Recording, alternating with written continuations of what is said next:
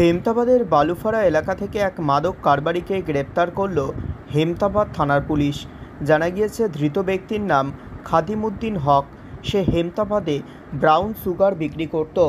এর আগে তার স্ত্রী কোহিনুরকে গ্রেপ্তার করেছে হেমতাবাদ থানার পুলিশ।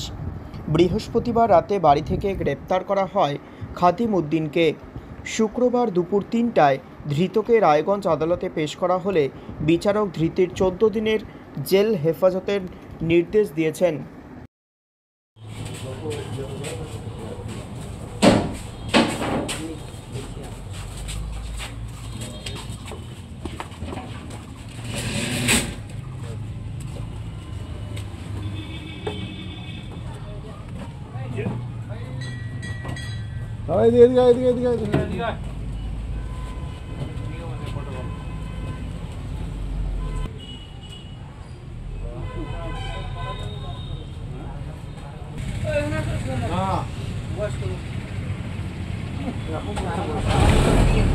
সেটা বন্ধ করে